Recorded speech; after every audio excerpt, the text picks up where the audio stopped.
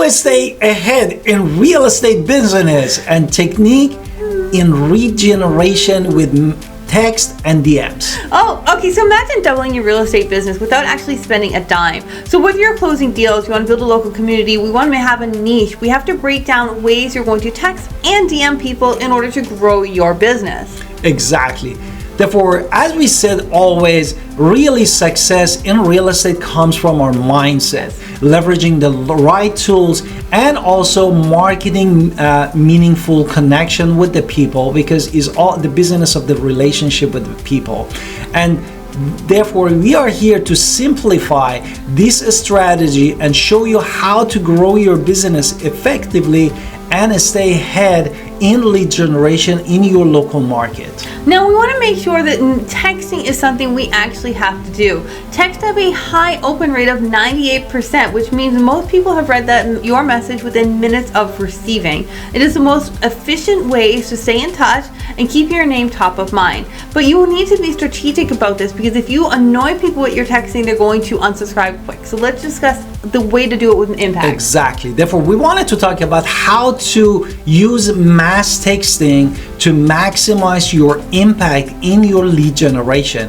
And of course, as my wife said, first we need to get permission. Yeah. And if you're using any of the CRMs, I know CRMs actually embedded the guidelines instead of any CRM. For example, in eXp Realty, we use kvCORE. Therefore, they give you a guideline and how you can make sure the contacts opt in to receive your text message and how often you can send them a text message.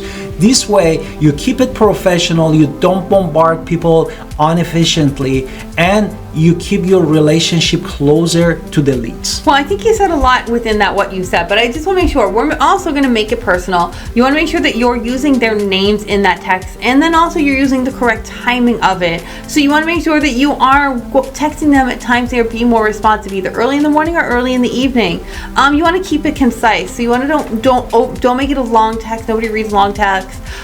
Hey, thanks for attending the open house at this address. Any questions? Want to see other viewing? Let me know. And have a clear call to action. What do you want them to do? Do you want to schedule a call? Do you want to reply for more details? What do you want? Do you want more listings? Keep it simple for what you're going to do. Exactly. Therefore, there are examples that actually you can use to have this text message go effectively. For example, the first thing that you wanted to do, market updates. Hey, for example, James, homes in this area, for example, if you're in Virginia, are selling quickly. Curious about your home's value. Text back. I will share you the latest trends in the market with you. Now, make sure you want to use these as efficiently as two. Let's go to the next step. DMs, because DMs are something that people are not, some people love them and some people have no idea what to do with them. So let's just kind of break down what we do with DMs, which is direct messaging, right? So social media isn't just about posting your listings. We're also supposed to be there building connections and building friends or followers, or you're growing your potential client base there. So you want to make sure that you are using Instagram, you're using Facebook, you're using TikTok, you are using all Instagram, you are using all of these things to turn passive viewers into potential active leads if you do this right. Exactly. Therefore, as my wife said, my wife a little bit mentioned this was the section that we wanted to do, and is how to use DMs to build relationship and win the clients. The first thing that we wanted to do, as everything, is engaging. Therefore, before sliding to someone DMs, you need to engage with their content and like it and comment on the content. This way, you warm up the relationships and also showing a genuine interest to the other person. And you want to be authentic when you're sliding into their DM, because you want to make it personal and you want to make it authentic. Hey, I saw you were interested in homes in this area. Happy to share the listings for what you're looking for. So be authentic with this. And then the third thing we want to do is choose the right time. Exactly. Therefore, leveraging the right time actually is a great thing to do, because you wanted to make sure that you don't bother people on the downtime, and when you can do it like early in the morning, as you said, like at 9 to 11, or early in the afternoon, like at 5 or 6 p.m. The time that you know that has the best time that you can connect with the people. and catch them more when they are relaxed and more open to have conversation with you. And with this one, I want to say you want to be very connector. You don't necessarily want to be into sales. You're not like, hey, buy this house.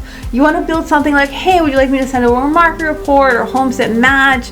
You want to kind of be a little bit more about connecting in when we're dealing with social media. Exactly. Therefore, this is all about offering the value to the people and make sure that everything is good.